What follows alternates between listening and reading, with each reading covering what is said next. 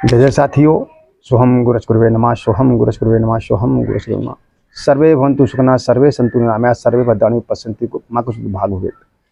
साथियों, आज हर व्यक्ति किसी न किसी समस्या को लेकर परेशान रहता है।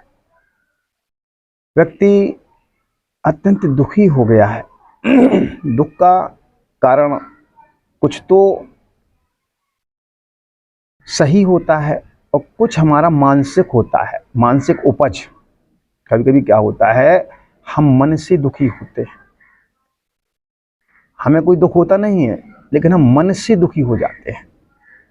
हमें पता भी नहीं चलता कि हमें दुख हो किस कारण से रहा है। तो साथियों, सबसे पहले तो आप प्रसन्न रहना सीख लें, खूब प्रसन्न रहें, क्योंकि ब्रह्मांड को प्रसन्नता बहुत पसंद है। आप प्रसन्न रहेंगे तो सुखी रहेंगे। आप खुश रहें, प्रसन्न रहें और सुख की ओर अग्रसर होते रहें। अब होता यह है कि जैसे आपका व्यापार चलते चलते बंद हो गया है, दुकान में ग्राहक नहीं आ रहे हैं और नौकरी व्यापार में उन्नति नहीं हो रही है, तो कुछ लोग घर की समस्याओं से ही परेशान रहते हैं। घर में भी ऐसे ही उन्नति नहीं हो रही है, विकास नहीं हो रहा है, धन आता है चला जाता है, बरकत नहीं हो रही है। तो इन सब का एक बहुत ही सटीक और बहुत अच्छा उपाय है, जो अत्यंत सरल और आप लोगों के लिए उपयोगी है। क्योंकि जो उपयोगी होता है और जो आप कर सकते हैं वही मैं बताता हूं। तो साथियों, इस छोटे से उपाय को आप कर लें और फिर देखें आप कि आपकी उन्नति होने लगी है। तो उपाय क्या है? किसी भी सिद्ध योग में देख लें, कोई शुभ दिन, सर्वार्थ सिद्धि योग, गुरु पुख या रवि पुख, होली, दीपावली, नवदुर्गा, तो ऐसा समय आप देख लें। और उस दिन आप क्या करें कि अष्टगंध की स्याही से भोजपत्र लाएं और अष्टगंध की स्याही से एक यंत्र बना लें। यंत्र छोटा सा है, एक अनार की कलम ले लें और अष्टगंध बाजार में मार्केट में मिल जाता है, पंसारी के यहाँ मिल जाएगा, या जो पूजा का सामान जहाँ मिलता है वहाँ भी मिल जाता है। तो आप अष्टगंध लेंगे, 10-5 रुपये का आ जाएगा, आप ले लें। और अनार की एक कलम ले लें, उससे यंत्र बना लें। अब यंत्र क्या है तो देखिए आप, अच्छा, यंत्र बनाने का एक नियम आप समझ लीजिए। जब भी आप यंत्र बनाएं तो सारी लाइटें बंद कर दें और दीपक की रोशनी में बनाएं, तो ज़्यादा सफल रहेगा। सफल तो वैसे भी रहेगा, लेकिन अगर ज़्यादा सफल करना है और अच्छा करना है तो सारी लाइटें बंद कर दें और दीपक जला लें। एक दीपक में की रोशनी में ना दिखे आपको, तो 2-3-4 दीपक जला लें। उनकी रोशनी में आप, अगर आप दीपक की व्यवस्था नहीं कर सकते हैं तो आप मोमबत्ती भी जला सकते हैं। उनकी रोशनी में आप बना लें। सिर्फ एक दीपक जला लें, 2-4 मोमबत्ती रख लें और उनकी रोशनी में इस यंत्र को आप बना सकते हैं। तो यंत्र आप देख लीजिए, पहले ये यंत्र है और इसे आपको बनाना है। इसका स्क्रीनशॉट ले लीजिएगा और सेम ऐसे ही इसे बनाना है। तो आप इसे बनाइएगा और जब ये बन के तैयार हो जाए तो एक बाजूट लीजिएगा, यानी कि एक पट्टा बोलते हैं, पट्टा या बाजूट जो भी आपके यहाँ बोलते हो, लकड़ी का पट्टा या लकड़ी की चौकी ले लीजिएगा। उस पर लाल कपड़ा बिछा लीजिएगा और उस पर थोड़े से चावल रख दीजिएगा, ठीक है। और उस चावल में के ऊपर इस यंत्र को स्थापित कर दीजिएगा, रख दीजिएगा। और फिर जो है एक शुद्ध घी का दीपक जला लीजिएगा उस इस यंत्र के आगे। अब यंत्र की सिद्धि करना है आपको, इस यंत्र सिद्ध कैसे होगा, काम कैसे करेगा, तो ये विधान बता रहा हूँ। तो ये बाजूट पर आपने लाल कपड़ा बिछा लिया, थोड़े से चावल रख लिए, उस पर ये यंत्र रख लिया, एक शुद्ध घी का दीपक जला लिया आपने, और धूप बत्ती जला लीजिएगा। ठीक है, धूप बत्ती जला ली।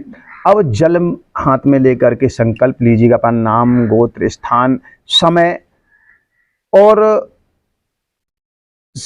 अपना स्थान, ये सारी चीजें बोल करके ये संकल्प लीजिएगा और बोलिएगा कि हे माँ जगत जननी, मुझे सफलता प्रदान करें, मैं अपनी सफलता के लिए इस यंत्र का प्रयोग कर रहा हूँ, बना रहा हूँ, इसे सफल करें। और ऐसा बोल करके जो भी व्यापार हो, नौकरी हो, उन्नति के लिए कर रहे हों, घर की समस्या हो, वो आप बोल दीजिएगा और बोल करके इसमें हमें उन्नति या हमें इसमें सफलता प्रदान करें, और किसी थाली प्लेट में उस जल को छोड़ दीजिएगा। इतना करके अब अपने गुरु और गणेश का ध्यान करिएगा। 5 बार कम से कम गणेश जी का कोई भी नाम ले लीजिएगा। ओम गणेशाय नमः, ओम गणेशाय नमः, ओम गणेशाय नमः, ऐसा बोल लीजिएगा तो आपकी मुख शुद्धि हो जाएगी। इसके बाद अपने गुरु मंत्र का कम से कम 11 बार तो जाप कर ही लीजिएगा। गुरु का ध्यान करिएगा और 11 बार गुरु मंत्र का जाप कर लीजिएगा। हाँ, यदि आपके गुरु ना हो तो आप शिव जी को गुरु मान करके ओम नमः शिवाय का जाप भी कर सकते हैं, एक माला कर लीजिएगा। उसके बाद अपनी कुल देवी, पितृदेव, इनसे आज्ञा ले लीजिएगा कि मैं अपने घर की सुख समृद्धि के लिए ये उपाय कर रहा हूँ, कृपया इसमें सफलता प्रदान करें। ऐसा बोल करके वो जल किसी पात्र में छोड़ दीजिएगा। इतना करने के बाद अब वही उसी मंत्र का जो इस यंत्र में लिखा हुआ है, उसी मंत्र का कमल गट्टे की माला से 108 बार आप पाठ कर लीजिएगा। मंत्र मैं बोल करके बता देता हूँ। मंत्र है ओम ऐं ह्रीं ह्रीं क्लीं चामुंडाय लं लं लं नमः। मंत्र एक बार और सुन लीजिएगा।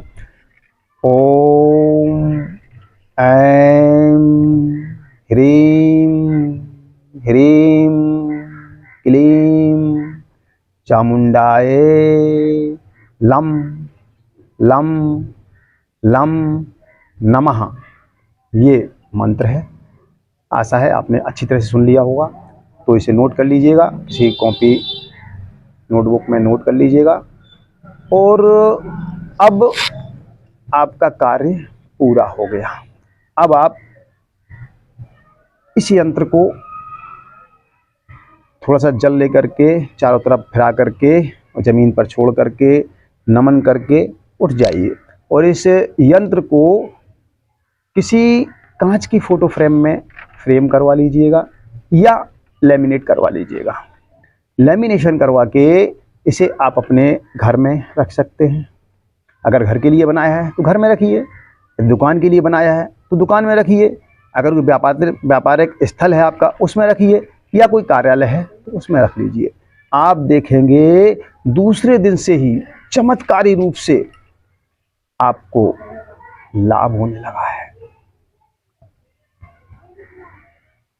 तब आप जब बहुत अधिक आपको अच्छा लाभ होने लगे, आप इस पर 2 अगरबत्ती या धूप बत्ती जरूर लगाते रहिएगा रोजाना। आप देखेंगे आप दिन दूने रात चौगने बढ़ेंगे। जब लाभ होने लगे तो कुछ धर्म भी कर दीजिएगा, किसी गरीबों को भोजन करा दीजिएगा, कोई गरीब कन्याओं का शादी में कुछ दान दे दीजिएगा, गायों को भोजन कराइएगा। अब गर्मी आ रही है तो भूखे पशुओं के लिए बाहर थोड़ा सा पानी रख दीजिएगा, जल का पात्र, और आपकी छत है तो छत पे भी थोड़ा सा पानी भर के रख दीजिएगा, जो पक्षी वगैरह पीते रहेंगे। तो इतना काम करिएगा और लाभ उठाइएगा। अगर मेरी ये वीडियो आपको अच्छी लगी हो तो लाइक ज़रूर कर दें, और यदि ये आपके किसी सगे संबंधी के काम की हो तो उनके पास शेयर भी कर दें। और यदि इस चैनल पर आप पहली बार आए हैं तो इसको सब्सक्राइब भी कर लें और बेल आइकन के बटन को दबाना ना भूलें, जिससे मेरी हर उपयोगी अपडेट आपके पास पहुंचती रहे। तो साथियों, आज के लिए इतना ही। ओम नमः शिवाय साथियों, ओम नमः शिवाय, ओम नमः शिवाय, ओम नमः शिवाय।